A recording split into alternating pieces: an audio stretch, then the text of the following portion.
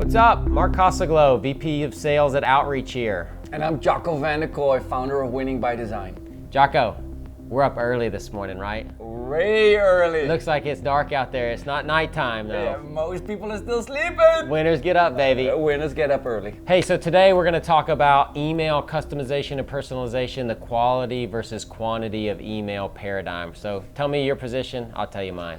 So first, I think that this is the number one thing that we hear about is the problem, right? It's like, look, we like to hyper-personalize, but there's simply not enough time in the day to get it done. On the other hand, mass email marketing doesn't get the job done because it's not personalized enough. So between the two, from the buyer's perspective, the problem is as follows. I do not want to talk to you as a person who wants to sell me something until you know about my business. But as a seller, I need to talk to you to learn about your business. This is the chicken and the egg. This is the personalizations for the volume. My point of view is I like more personalization, but I know it has some downsides to it.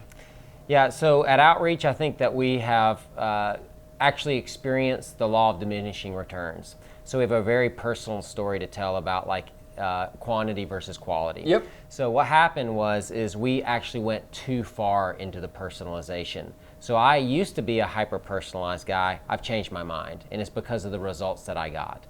So what we did is we actually put in an hour and a half a day of time for our SDRs to do research on hyper-personalized emails. Yep. And got really good at writing them. And what happened was because we were losing all that time writing super personalized emails, we actually had our productivity slide off the map. And so we had a time of about 4 to 6 weeks where we had decreased productivity that really softened my pipeline when I normally have this super strong pipeline because we were spending so much time personalizing emails. Now, when you hyper-personalize, how many accounts do you send this out to? So do you hyper-personalize on a per email basis, or do you go after a group of 40 to 60 at the same time? For us, we have 400 to 450 people in a sequence or that we're reaching out to every 2 or 3 days at a time, every one of my SDRs. Yep. And so that means that we're adding about 40 new people a day because people are dropping out for other reasons. Yep. So that's how many that we're going after. That might be in 80 to 100 accounts. The part where I think that a lot of people get personalization wrong, and I saw this recently in an example in California. This was an educational technology school. This particular district or the state of California passed a new legislation. Therefore, reaching out to one person and saying, hey, look, legislation just changed in California, you should consider X, Y, Z, is one way. But because it is so impactful on the entire state of California, you can actually write a fairly personalized email to a whole group of people, all the schools in the particular state of California, because all this is relevant for them. Mm-hmm. So then the personalization matters a lot. Now, also the story of Pokemon, right? Or whatever. Right. And so the moment in time that Pokemon came out, we found that it took a lot of SDRs in the ad tech space where this was very relevant, just a week to 2 weeks to catch up. Had they had the ability to personalize their emails quicker, right, they were able to capture that. If 3 weeks after the Pokemon phenomena died down, if you're still coming out with personalized emails with Pokemon headlines and taglines, look, you're way too late. It's done. It's over. Move on. Get a different life, for God's sakes, right? And so that is really a challenge that I think that people don't get is personalization. It matters, but the concept of time-based personalization also matters. And what we strive for with personalization is not just the thought of I need to address you as Mark Cosaglo, the VP of Sales at blah blah blah blah blah. I think that is what a lot of people think about personalization. Yeah. If I get another email that says, hey, I saw you went to Penn State. I hope you have fun at the football game this weekend. I'm going to throw up, I think. Boom! That does not make me want to engage with somebody. That's right. And now the reason why you're feeling that is as follows. When you lead with a personalized from the social atmosphere, you can't lead with that. We did that several years ago because it became hot and LinkedIn as a trend, okay?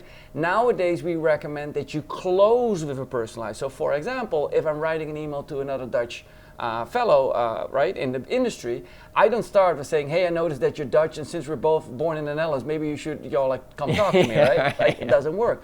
But what I do is, at the end of that message, I can sign off to a group, let's say 50 Dutch folks that I am reaching out to, and make the note in Dutch, groetjes or met vriendelijke groeten, which are Dutch sign-offs, right? Right. And so it will be subtle. That is where you address that. You never can lead with it because you haven't earned it yet. Yeah, that makes a lot of sense. So for us, what we've decided to do is we use our own technology to kind of solve this problem. You better. Well, yeah, we sure do. Right. So, but here's the deal: is we got to make sure that we personalize to the persona. So a VP of sales, no matter what type of company, he has some she has some very specific talking points that resonate with them. And so what we talk about is three different things. We talk about the guy that's in the trenches, the individual contributor, and for our product and our pitch, that person cares about his wallet. Like make money, let's get better results, let's get you promoted and stuff like that.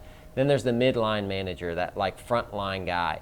That guy, what he's worried about, what we found out, is numbers now. Am I gonna hit my numbers this month? How are my calls doing this month? Are we booking meetings right now? And then there's that executive level, and the way that they're looking at things is, am I going to hit my numbers in the future? So next quarter or next year, how are my numbers looking? So we were able to like do some personalization, but this idea of going to LinkedIn and finding some kind of magic fairy dust that I sprinkle on my emails and on my phone calls that gets me meetings, like, dude, that doesn't work. Okay, one thing that you say to me that I'm like, okay, is getting meetings. What we see again and again is that groups of trained SDRs are saying, I need to get to a meeting. Yeah. And one of the messages we think needs to be heard loud and clear. They do not want a meeting. If I'm a customer, I don't wake up in the morning and it says like, oh, I hope I'm gonna get a meeting today, right? So please. So meetings is not what it's about. What people want is they want solutions, they want to talk about problems, but like your customers, and so do not want a meeting. And so when you write emails, or when customers, or when our joint customers write emails, we say, don't ask for the meeting. But if you make it say, do you want to talk to an expert? Now, what is an expert gonna do? If we correctly identify the problem in the conversation leading up to it, do you want to talk to an expert? I know I'm going to talk to an expert to talk about my problems towards a solution, right? And so that is the thought. I'm not saying that the expert is always the right thing to do, but it gives you an indication of why that is. Now, the second thing that we think is very important, and the reason why like tools such as outreach are very relevant, is that we need to teach the SDRs that it's not about the meeting and getting to the expert. It's about the conversation. Yeah, right. If you are able to develop a conversation, then it's right. Because a lot of times we see that people think, okay, I'm going to write this one beautifully crafted, hyper-personalized email. I'm going to hit send, and then they're going to respond, right? Oh, they're going to love me. They're going to love me because all the energy I put in it. And we're trying to explain to them, saying like, look, it's a story that you start off with. When you reach outbound, they still do not necessarily know that they have the problem, so we got to take them on that journey from problem, oh, I have a problem, aha, there's a solution, oh my God, I better fix it. I better fix it. Yeah. These are two things. Do not go for the meeting, aim for the conversation, and make sure that you like during your email conversation with them, that you essentially bring them from, oh, I have a problem and there's a solution. So here's my perspective on this. I would rather have an SDR or an AE that prospects spend 10 seconds on the initial email and 10 minutes on the follow-up email, and send out way more emails and get way more, even maybe negative responses that are a beginning of a conversation. Listen, I'm not interested, go away. That's beginning of a conversation. It's not a great beginning to a conversation, but it is the beginning of a conversation. So you're telling me that you rather have better personalization on the second email and less personalization on the first email? I just want a response with the first email, and I want as many responses as I can get. And then what I'm going to do is now I'm in a conversation with somebody. It might not be started out the ideal way, but now I can write an email to somebody that is engaged with me. Yes, I'm in agreement, but under the following condition. All right. That first email has gone out cannot be spam-y like. Yeah. No, because but that would be, right? I mean, like, the reason why we often like that they focus on that first email, because it's where a lot of energy goes into, is because we start the behavior. I want to recommend the behavior is you got to think about what your customer's problem is. We're not just going to open up an email on a Monday morning and say, hey, I'm going to send 500 emails out, then see who gets traction, and then I'm going to hyper-personalize. No, that first group got to have some personalization in it. So, in summary, I would say personalize on the persona. Find that specific type of person that you're reaching out to and figure out something that's common to a lot of people that have that same title or that same job responsibility. And that's a great way to start personalization, and it's an automatable way to do personalization. Now, in that first email, we're not hyper-personalizing to the point that we're spending an hour and a half on that email. So we're going to only personalize on 3 points. Name and company name. The second part is the problem that they're experiencing. And the third part is making sure we give them some piece of content that relates to their situation. We give. Yep, so 10 seconds on that first email, that starts the conversation, and now you have a second email that you can spend a lot of time on crafting well, using great templates to make sure that you respond, because you're going to get only a handful of responses to those type of emails, and that way you can really start the conversation in a powerful way. Now, when you start the conversation, the aim of this conversation is not to get to a meeting. The meeting is no value, because that results in nothing. What really the goal is to identify the customer's problem correctly and to help them with a solution.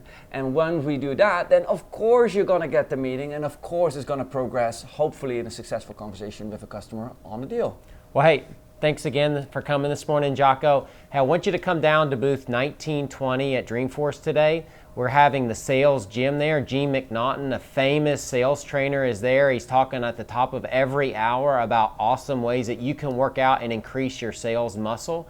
So we want you to come down to the sales gym to talk to us. Now, Jacco, this is one thing I think is really cool, is that we're talking about a data-driven, figure it out type of approach. And it's so exciting now that there's tools out there that actually allow a sales leader and even an individual rep determine the best way to go after people. And so I'm excited to show you what we're doing at Outreach to help you do those sorts of things. Great. Congratulations on the show, and looking forward to see you guys on the show floor today. Yep, we'll be there. Okay.